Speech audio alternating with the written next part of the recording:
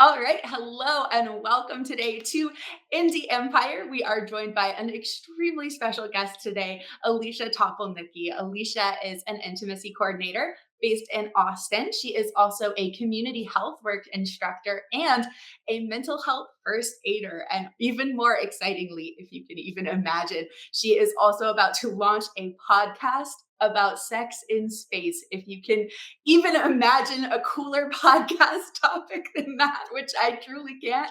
In a world full of just seemingly endless podcasts, that is one that will absolutely stand out in people's minds. So I am very excited to hear more about that. Alicia and I met a couple of months ago at South by Southwest, and we started talking about the industry and the film industry, the way we want things to be better, the way we think things can be more inclusive and safer. And just hearing her talk, I was so energized. I was so inspired by the way that she approaches her work and also just her time in the film industry. And I was like, Alicia, you have to come onto Indie Empire. We have to have a bigger conversation about this because I felt like I could keep talking to you about this for hours. So thank you so much for being Oh, here today. same. Thank you so much for having me. I'm so happy to be here. I'm very, very happy to have you here because this is obviously a topic that's really near and dear to my heart and a huge part of like what we're trying to do with Indie Empire, and also just for the opportunity to keep chatting with you because I think we were some of the last people at that networking brunch. Yes, we stayed and we had so much to say and they We were locked probably in. about to kick us out. They absolutely were, but we had work to do. We were very busy talking about the industry. I know. So this is great. Now I can't be kicked out because I'm in my own living room.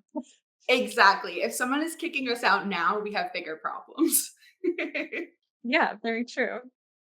So, one of the reasons, Alicia, I'm so excited to have this conversation today is something that we were talking about earlier was the idea that intimacy coordination in the industry is really changing. I think the way that people are thinking about it, it is becoming a lot more commonplace. It's becoming a lot more standard. I think it used to be something, I've been in the industry for a really long time, and it used to be something that was kind of thought of as like, oh, this is a luxury, or this is extra, or this is, if you're being super, super sensitive with your little actors, like this is something extra that you can do.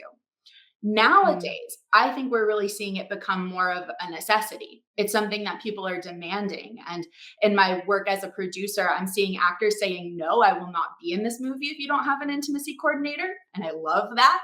I'm seeing other producers yeah. that are saying, like, I'm not going to produce this if there's not an intimacy coordinator. I'm even seeing people put it in their contracts that they have to have an intimacy coordinator if they want to work on the project. Love that so much. So I think this is just Yes. an exciting time to be talking about it. So I would love to hear from you. Like, what does it mean to you to be an intimacy coordinator? Oh, yeah. Great question. To me, it is a combination of so many different responsibilities and roles that are all in service of one thing, which is to support the cast, the crew, and the story of that film. So, an intimacy coordinator is an actor advocate and a consent coach or consent educator for actors and crew. We are also a chemistry and connection coach for the actors. We are choreographers, actually building the scene from the ground up, kind of translating whatever words are on the page into actual movement. And we are also mediators between the crew and the cast. So, if any difficult conversations come up or things that people might think are kind of awkward conversations, Mhm. I'm there to support and translate the needs of all parties involved. And then finally, I am a expert in masking and um, is sort of uh, working very closely with the director of photography to make sure that we're selling the shot, right? Mhm, So mhm, I can use my expertise in both human sexuality and the culture of sexuality, and my choreography and masking expertise to make sure that the story that we're telling is coming across Mhm. and that technically it looks great. I love that. That is such a perfect introduction point because the thing that really stands out about me today, and one of the main things I was hoping we would get to in this conversation, is how many things are actually involved in intimacy coordination and all the ways that this Yes. is actually so, so important for the success of your production, both from, just a taking care of people standpoint, but also from a practical standpoint and from a quality standpoint. And I think that people hear intimacy coordination and we think sex scenes, right? And Mhm. obviously, that is an important time to have an intimacy coordinator present. Yes. Yeah. But there are so many other contexts in which this is really important and ways in which this serves your project. Could you maybe give some examples of like helpful times to have an intimacy coordinator present, even if you're not doing a sex scene? What are some times Oh, when this is just a good idea and a great way to support your team? 1000%. So you mentioned already, of course, staged intercourse and Mhm. then outer course. So that would be any sort of groping or grinding, even wrestling scenes. I've been asked to come on. And I collaborate closely sometimes with stunt coordinators and fight directors if there's sort of a violence component Mhm. to the scene. But tickling, spooning, cuddling, uh, stripping or clothing removal of any kind, sometimes partner dancing, lap dancing, um, scenes of simulated masturbation.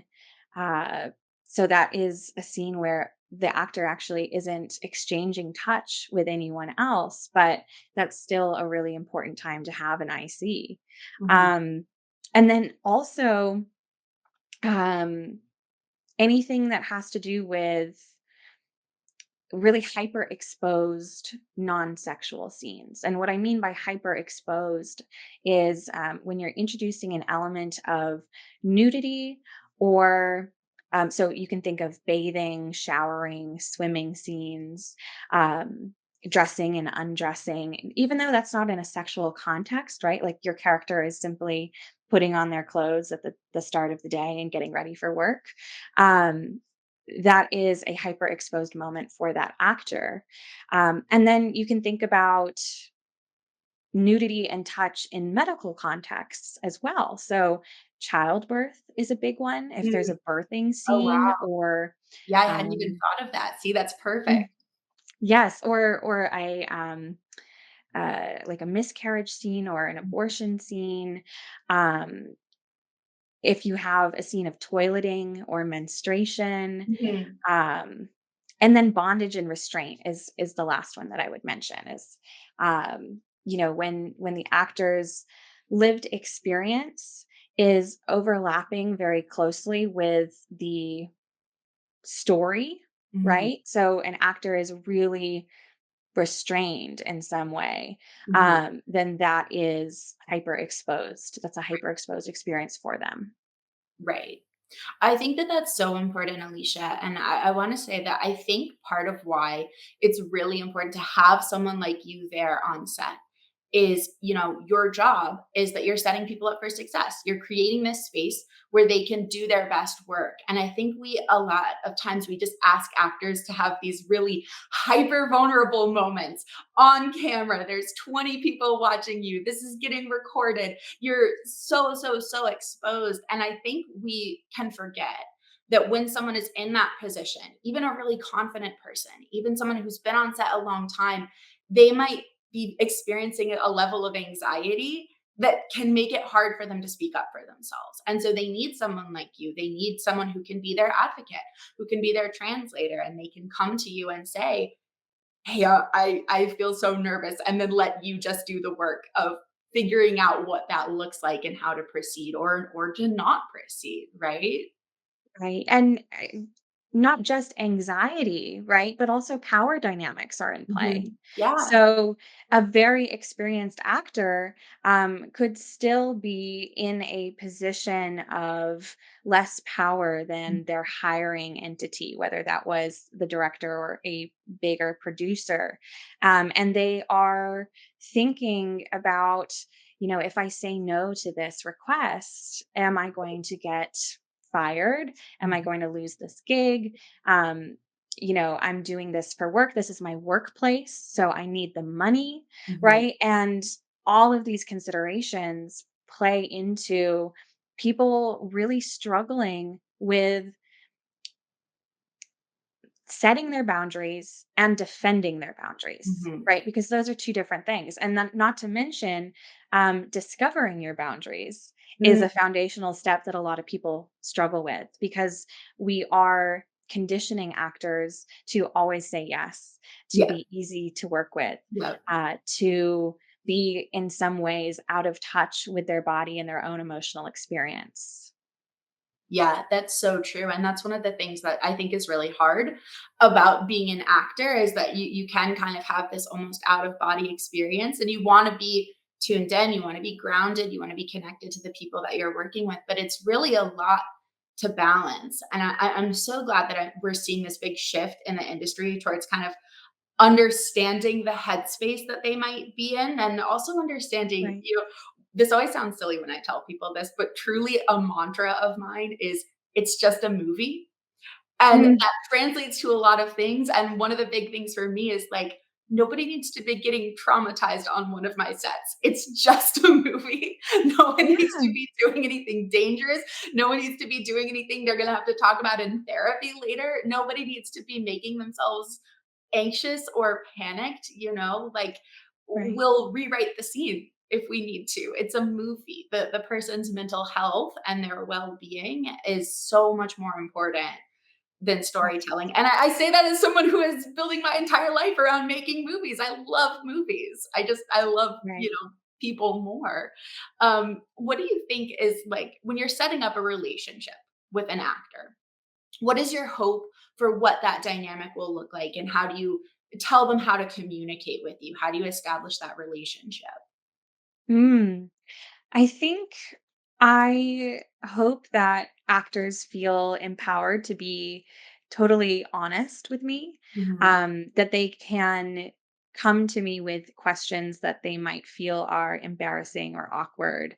One of the biggest questions I always get from actors who have external genitalia or penises is, what do I do if I get an erection? Mhm. Right. And if they weren't comfortable to come forward and just ask that question, then they wouldn't be able to hear how absolutely normal that is, Mhm. how I lump it in with all sorts of human body experiences like farting and burping and your stomach rumbling and you're Right. sniffling or sneezing or Right. you're sweating or you're getting goosebumps, right? An erection is just the same as that. And um, I could go into detail about how there's a concept called arousal non-concordance, which is where um, you don't always have that physical reaction as a result of mental arousal. Mhm. But, we can't have these conversations if the actor doesn't trust me enough Right. to come forward with that concern. And so, um, a lot of what I do in rehearsal is setting a foundation to transition actors from being strangers with their co-star or with me to becoming teammates.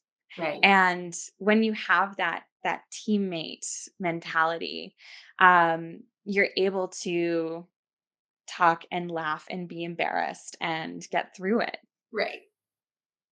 Which is so important. And speaking to what you were saying earlier, that comes through on camera. When actors are trying to be in a situation where they're, creating this intimacy together, right? They're building this chemistry quite quickly. Sometimes you meet someone one morning and by lunchtime you're making out. And it's so Yes. strange and bizarre and it is a lot of work to create those relationships and to make them feel real. And I think having support behind that is so important for getting to that vulnerable headspace and connecting with the other person.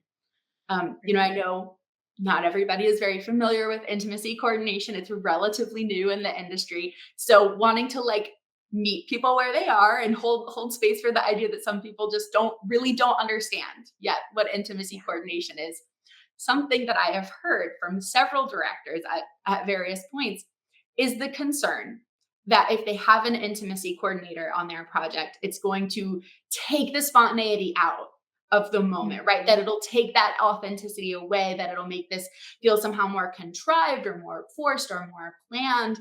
For me as an actor, that is not my experience at all, right? I feel like I can actually be more grounded, I can be more authentic, more playful, more spontaneous if I have someone setting those boundaries and creating the space for me to be vulnerable and spontaneous. So, what would you say to a director who's never worked with an intimacy coordinator before, who has concerns that if they bring in an intimacy coordinator, that it might in some ways stifle the process? Oh, that's such a good question, and I do have a lot to say on it because I think you're right. This is one of the most common misconceptions, Mhm, and here's the thing: film is about repetition and perfecting um a sequence mhm, that might happen, you know, 10, 15 times depending on the director. And let's say that the director is right and that the actors encountering each other for the first time in their lives and going straight into a makeout scene or a simulated sex scene do in fact exude some sort of instant chemistry that looks really great and feels really spontaneous. Well, that's only going to exist for the first take, right. right?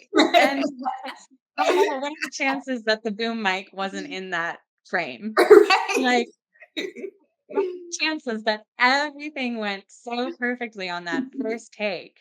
Um, Very low, right? You've been on Oh, yeah. so You get the perfect take and an airplane goes by. You have no control over what the perfect take is gonna be. right. And so even allowing for that concept of maybe, you get some sort of spontaneous look Mhm, or feel from the first take. What about the next ones? And um how do we make something that is not just relying on spontaneity, but is in fact embodying fully the story and the vision of the director? And that takes planning. mhm, And like you said, as in your own experience, having a container is so helpful. So Chelsea Pace, who is a fantastic intimacy professional, she gave this example in one of the classes that I took with her. And she said, if you're on a cliff and you don't know where the edge is, let's say you have a blindfold on, but you know that you're on a cliff, you're going to be walking like this, like so slow, right. so trepidatious, um, because you're scared. You don't know where that edge is. But if you take that blindfold off, you see exactly where the boundary is, Mhm. how far away you are from the edge, then you can leap, you can Oh, run, you can yeah, cartwheel. I mean, you can play and be confident in I that love that. space. And that's why boundaries are so important and knowing where the edge is, right? Knowing what to expect from an experience, knowing what touch is going to be exchanged. Mhm. And then once you have that container established, oh my gosh, you can just be free. I love that. That is so beautiful. I am absolutely gonna use that on my sets now because that is just perfect. That sums it up so beautifully. I think that's something we've heard from directors. We've had everyone hears these horror stories of directors who, oh gosh, how can I articulate this? Put their actors in a situation where they want to create a response that the director thinks will be more realistic. right? So Right. maybe they need their actor to be surprised and they actually set something up that surprises them that the actor isn't Right. aware is going to happen. Or they don't want intimacy coordination in their sex scenes because they want the actors to just, do whatever feels right. Which feels crazy to say because this is probably a stranger that you don't really know. Mm, But they want to create these moments where I think they think that it can feel more real for the mm, actor. As an actor, I would say that is not trusting me to do my job, right? It's my job to make it feel real. It's your job to give me the content of the scene, to tell me what needs to happen. It's my job to make it feel like this is the first time we've ever kissed, or this is the thousandth mm, time we've ever kissed. And I think we need directors who can allow their actors to create reality and find authenticity in these moments in a way that mhm. feels safe for them. And that's what we're trained to do, but we need that support. Right. You hear these stories again and again from, let's call it old Hollywood, right? Mhm. But Mhm. these stories of, mm, excuse me, these stories of actors actually being traumatized Yep. when their director wants them to portray trauma. Right. And my question is, okay, that's what happened. That was a tragedy, in my opinion. But that's how that set was conducted. And the result was this incredibly iconic scene in this incredibly iconic movie that a lot of people laud. Well, we don't live in the timeline where that actor was trusted, Mhm. was supported, was um, not traumatized. Right. And we will never see the version of that film that could have been worlds and worlds even better Yes. because the actor was safe. Yeah. Um, you know what I mean? Like it could be an even more iconic film. Right. But we were never given the chance to see that. Yeah, exactly. Yeah, I'm thinking right now, of course, of Alfred Hitchcock, and the person who comes to mind is Tippi Hedren in The Birds. And Mhm, I'm thinking, you have this actress who has spent her whole life training to do this. This is a hugely important movie for her. She wants to be a part of this. She wants it to be amazing. She wants it to be iconic. She's probably done all this work to like emotionally prepare for the scene. But what you're seeing in the scene is not Tippi Hedren acting. What you're seeing is a man pointing a camera at her and actually traumatizing her. And mhm, when you try to, make it real in that way, you're removing that actor from the scene. What you're doing is just actually torturing someone on camera. And I think when we put it in that context, it's a lot easier to see why intimacy coordination is so essential and frankly embarrassing that it's taken us this long to come up with in an industry that's mhm. been around for like 100 years, but it's so important that we're here now. Yes, and intimacy coordination has only existed as a formal modality on set for 8 years, Mhm. right? That is nuts.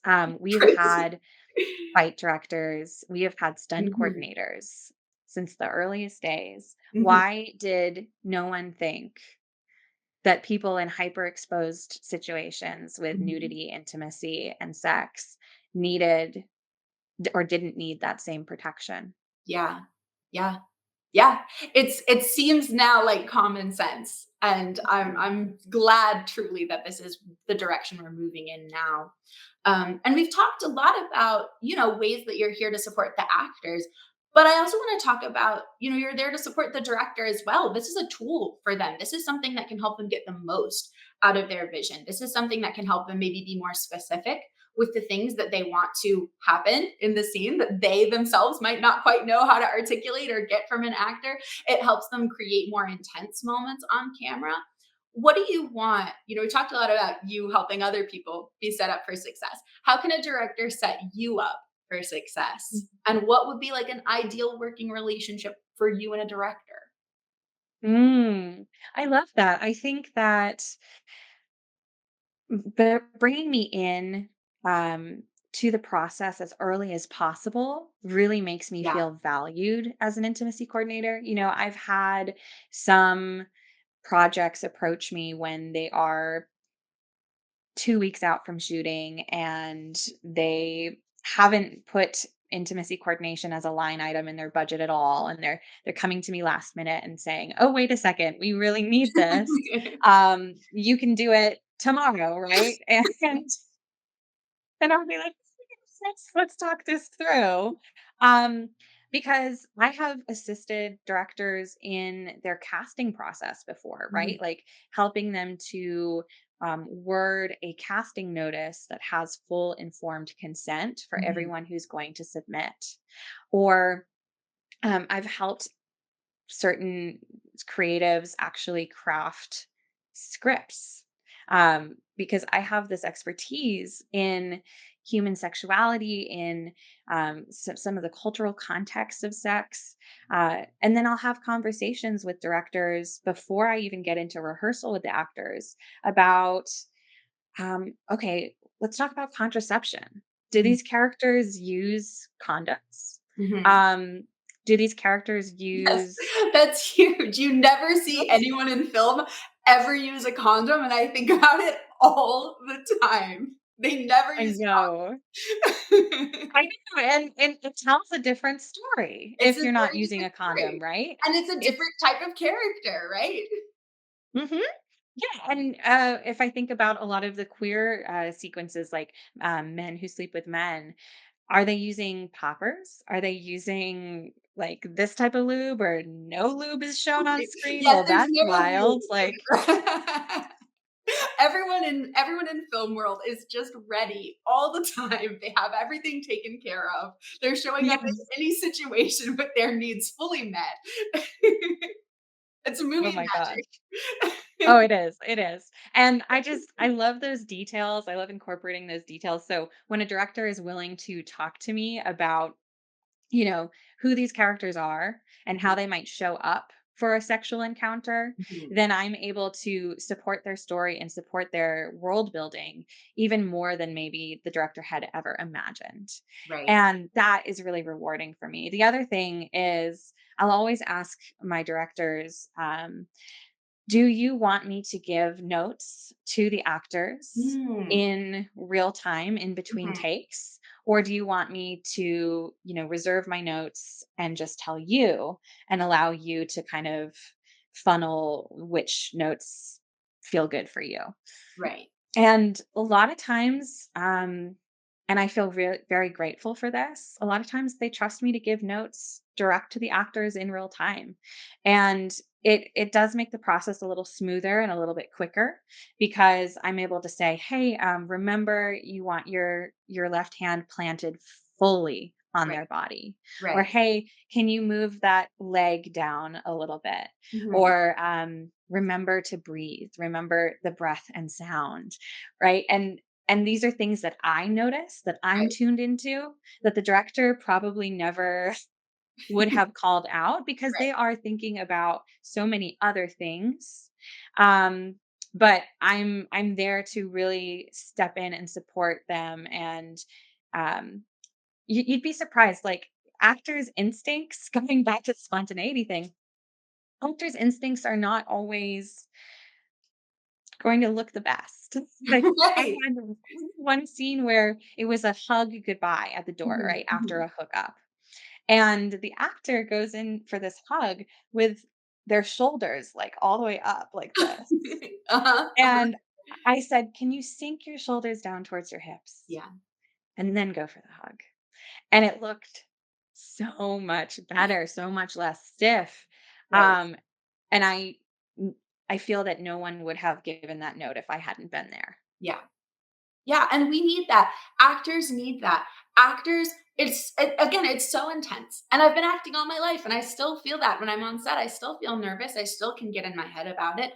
We need a space where we can mess up, and you know that you are protected by the people behind the camera, where they can tell you if something looks awkward. They can tell you if you need to make a change. There needs to be so much trust there. And for me, the way that you're contextualizing this reminds me a lot of how I, as a director, would work with anyone else, right? If I'm bringing in someone to do my lighting, it's because I trust them, but I also know they are the expert in this. They have skills and the language and ideas for this that I would have to spend my entire career cultivating in order to be where they are. So I think of my lighting person as like, I'm going to come in there, I'm going to give you a vibe. I'm going to say, I want it to be kind of shadowy on the right hand side, but I still want enough light on this side that I can see XYZ, and kind of a yellow tint would be great. And then I'm going to let them do it because they're the person who really knows how to get it there. Right. And having somebody who's a specialist in any subject on set, whether it's lighting or costuming or cinematography or intimacy coordination, allows you as the director to go so much further than you would be able to go if you were just yourself trying to tackle everything and trying to know everything. Right, and it's a weight off of the director's shoulders. I have Yes. gotten so much feedback of, directors saying, I don't know what I would have done without you," which I Mhm. know is I don't know, I feel sort of funny about, conveying that because it seems in some way narcissistic, but I'm No, so not at grateful to get that all. What you're feedback. doing is important. We gotta own that. We need you. Yes, thank you. Thank you. But they say I don't know how I would have had that conversation. I Mhm. didn't know how to phrase that. I never would have given that note because I would have felt like I was in some way stepping over a boundary or right and I know how to phrase things in a way that is neutral, that is effective, that is clear, that is not objectifying an actor if we're talking about their body parts. Mhm. Um, and it's a weight off of the director's shoulders to be Yeah, able to outsource that. yeah. And I would hope for a director, it's a weight off their shoulders to just say, I know people are gonna feel good making my movie today because someone is here to make sure that this is being done responsibly. Like I Right. appreciate that. And I, as the director, feel safe in that and protected by that, you know? Right. Oh, so you're so, so right. Are there any parts of your process that people are surprised by, or any like common misconceptions when they're working with you? Is there anything you find that people are often not expecting? Ooh. Um, I think that often they imagine that I am just HR, right? Like I am just there to make sure that everyone is comfortable and having a good time and I'm being kind of like a mama hen and I do some of that, but I also work really really closely with the DP and the director, of course, in order to sell the shot and craft the shot. Mhm, And mhm, so I think people would be surprised how much intimacy coordination when you're on set is a little bit like co-direction. mhm, Like, mhm. I would never be credited as a co-director, but I am giving that sort of input Right. and um and that's always up to the director is like how much do they want it to be a collaboration and a dialogue. But that's when I thrive, that's when the directors thrive is Right. when we're really working hand in hand like that. So I'm not just there to make people comfortable. I'm there as an artist Yeah, with a there's an specific artistic eye. component. Exactly. Mhm. And the other thing is if, you know, simply the actors are taken into consideration, you're really forgetting about the crew who are also Yes. being exposed to these vulnerable, hyper exposed scenes and Mhm, topics, mhm. and who might also need mental health first aid, or who Yes. also might have questions about how things are going to work or how they can best respect everyone.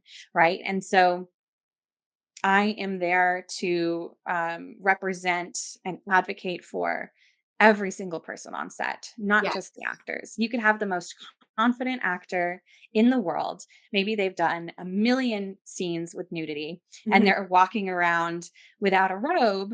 Right. between takes, Right. and somebody on crew is uncomfortable with that Right. because it's a Yes. workplace and it's not needed for that actor to be nude in that moment. So, who's going to say something? That's when I can step in and advocate for that crew member, not just the actor. No, I think that is so important, Alicia. I'm so glad that you're bringing that up. We had an experience about 2 years ago that I want to mention for anybody listening to this because I think this is so important. It was a really transformative moment for me as a producer. So we produce a lot of horror content, so Mhm. it can be intense content by nature, right? Not even just with sexual intimacy, but just graphic content. There can be violent content. It can be intense what we're producing. And we were running a particularly intense scene about 2 years ago, and my co-producer and I approached the crew first, and we said, "Hey, just so you guys know, we want to talk you through what's going to happen in this scene." Obviously everyone had the script beforehand, but I think it's important for directors and producers to remember sometimes for crew people, they might be doing so many jobs that month that they actually don't have time to read your script. So they might not know what's going to happen. They might not have read the whole thing. They might not have read any of it. Sometimes they're just there for a paycheck. That's okay. It's their job. But it's important to let the crew know what's going to happen in your scene. And we talked them through it. We said, "Hey, here's what's going to happen. Here's what you can expect. Trigger warning for XYZ thing. It's going to be loud. It's going to be intense. Is there anybody who wants to not be in the room when we film Mhm. this? Is there anybody who wants to either film this, they want to set up their gear and they want to step out, or anybody who wants somebody else to swap in for them for a minute? Um, anything like that. Does anybody want to talk about it first?" And we had a good conversation about it. But then later, someone in our crew was like brought to tears. And we had to go and talk to her. And, we were, checking in with her and saying what happened. And she was saying, I've never had anybody ask me that before. And I was on a project recently that was really hard for me. I've thought about that project a lot. No one checked in with me as a lighting person. No one checked in with me. I didn't know the type of content that I was about to see and be a part of. And so I was so glad that we had had that conversation, but it also cemented for me, okay, we need to always, always be checking in with the crew. And we need to be sure the crew knows that the intimacy coordinator or something else we've started doing is just having just like a general mental health advocate there on set, making sure I they love that. know this is for you too, right? This isn't just about our actors, who obviously, we need to support our actors, but we want the crew to know this person is just as much here for you as they are for the actor. Yes, yes. And that's why I empower the entire crew and the cast to use the self care cue, like the word that we have that means pause. I love that. Um, Can you say more about that? yes, oh yes. So this is actually something from theatrical intimacy education, which is the main body that I trained with. And they use the self care cue button. The reason why I'm not calling it a safe word is because safe word is from the kind of kink world of Mhm, actual mhm. sex. Sure. So that's a more appropriate term for actual sexual relationships.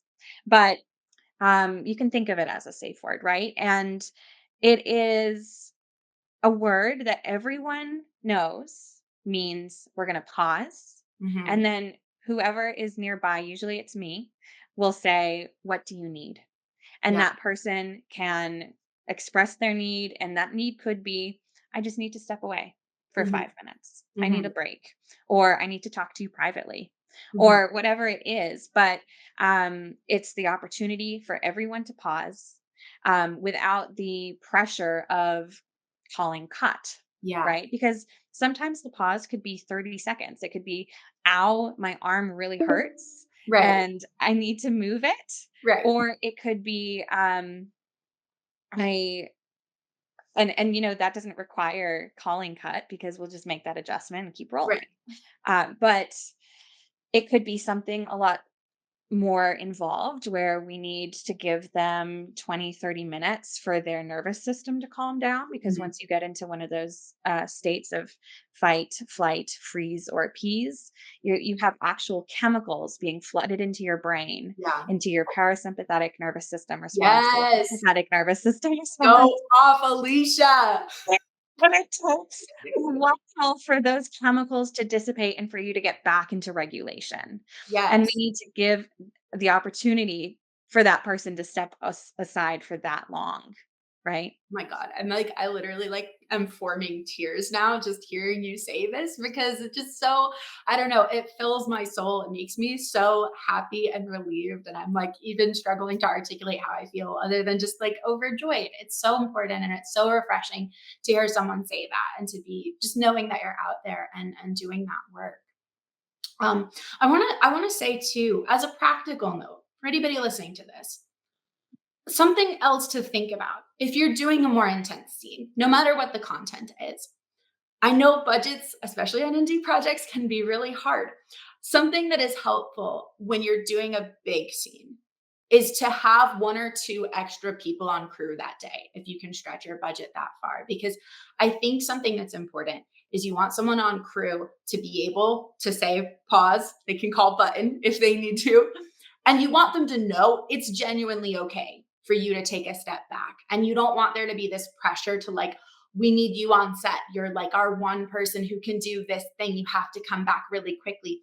So I like to have somebody in a swing role, like one or two people who can fill a swing role. So you know I mean it. If I am telling you if you need a break, that's okay. You're not going to be like in a bathroom somewhere with everybody on set, like looking at their watch, like when will they be back? You can actually step aside. There's going to be somebody who can fill those roles. And I think that's something producers can be mindful of because you don't want to be saying that to your crew if you And don't mean not mean it. it. Right. Oh, that is genius. That is a Thank genius idea. And you. I need to actually incorporate that into my production meetings Yes. and advocate for that, Yeah. because I don't think that I've been on a set yet that had a Mhm. designated swing role. So I Mhm. love that.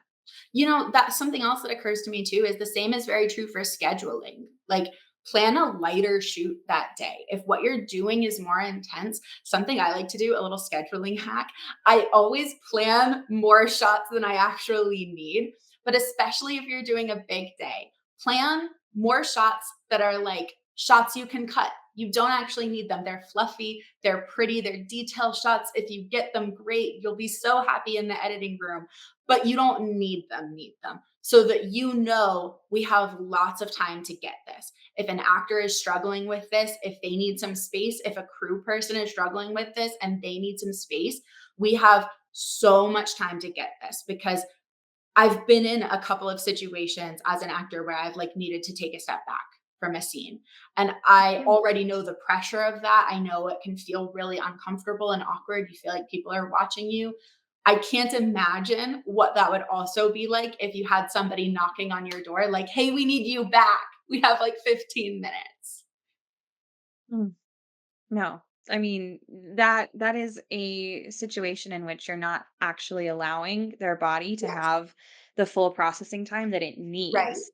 And they're going to come back and that can escalate too, right? There's that chemical dump can escalate. So if you rush somebody and force them to come back before they're truly ready, now you're looking at a panic attack.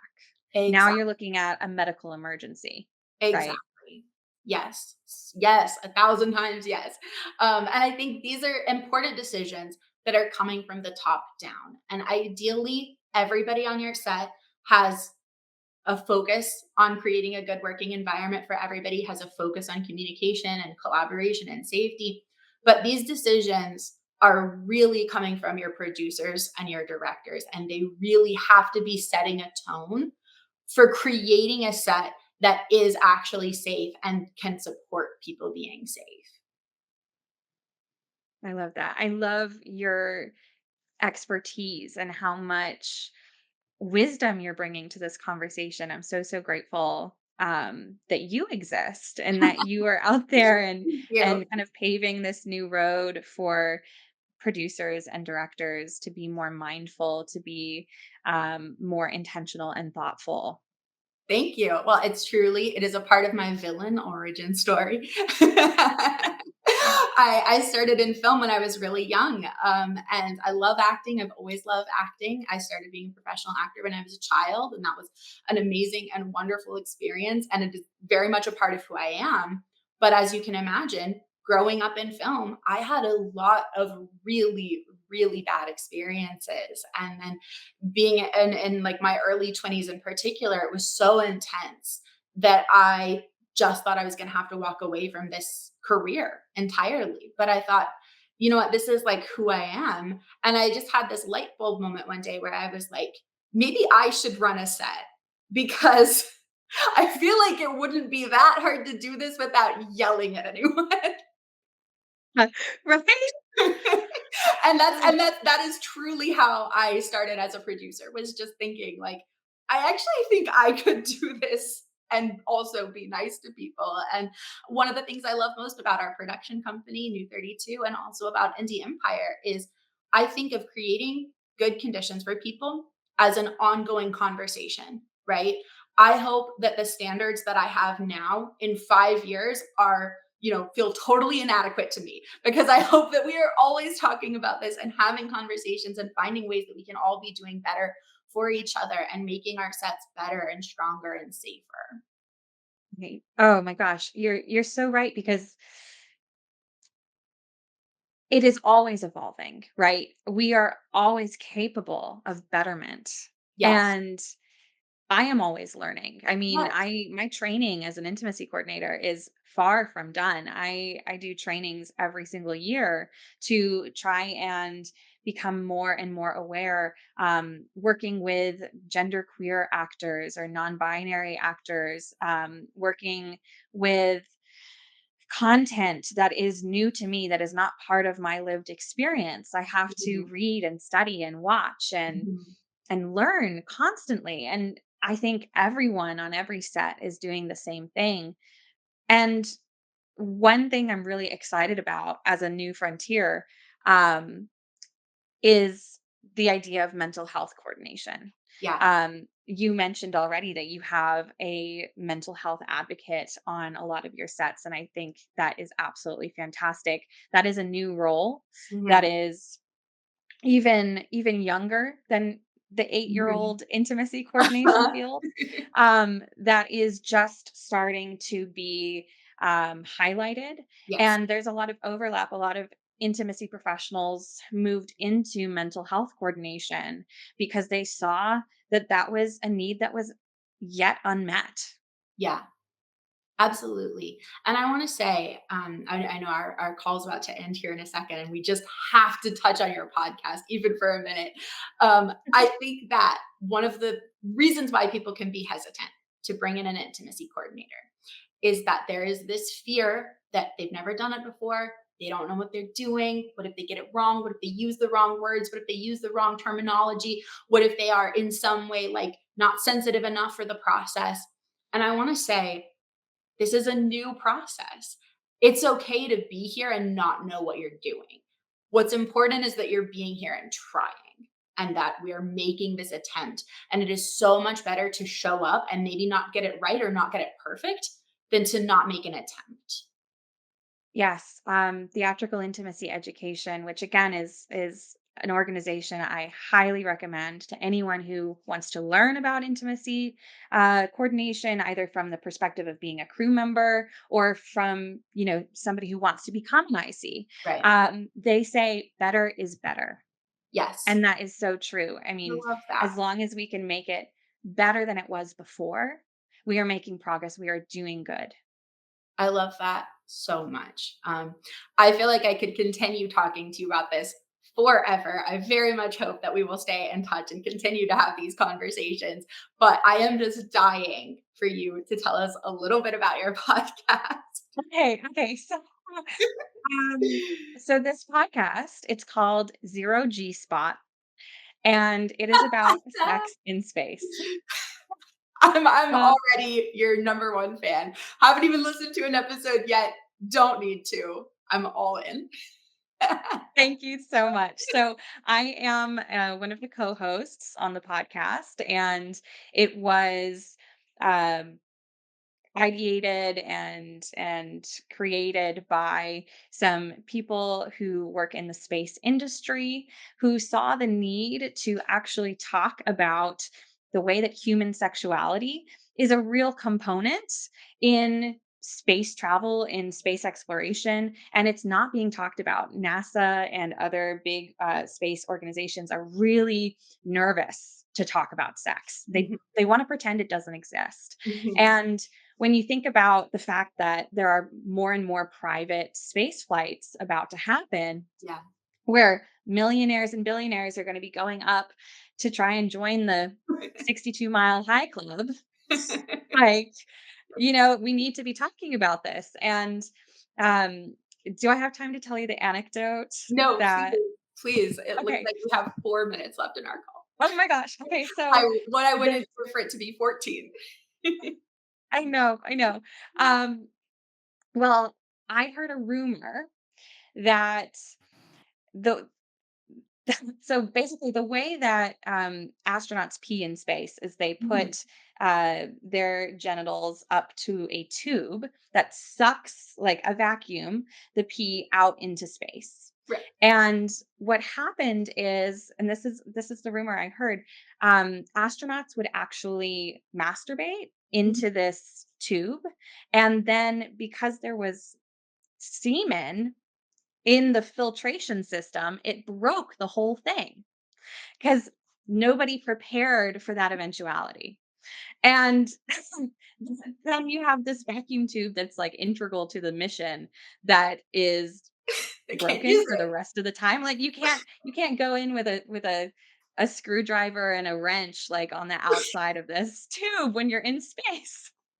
And you know So what? I bet it didn't actually save them from having any uncomfortable conversations because imagine being the astronaut having to phone that in. right.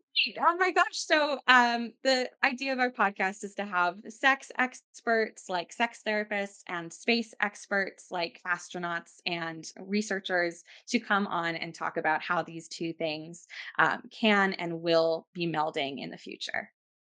I am so obsessed with that. I cannot wait to hear it. I hope that you and your co-host will come back when the podcast is launched and tell us more about it because my hope is to do this series to cover how every element of the industry can be better and truly astronauts was not one of the professions I had on the list. And Well, I would hey, love we are happy to come back and talk to you all about it once it's launched. that. And lastly, how can someone follow up with you if they want to bring you onto a project? Absolutely. So you can find me on my website, which is intimacycoordinatoratx.com. That's also the handle for my Instagram. So at intimacycoordinatoratx and my Gmail. So please feel free to reach out. I would love to work with you. I'm currently booking new projects. Perfect. And I will put all of her info in the description of this as well. So we'll have some nice, easy links for people to just get right to you. Awesome. Thank you. Thank you again for having me. Thank you so, so much for your time, Alicia. I so appreciate you being here. You're just a delight to chat with. I remember why we talked for like 10 hours at South by Southwest. I so appreciate you being here. Thank you, thank you, thank you. Of course. Thank you so, so much for having me. Absolutely.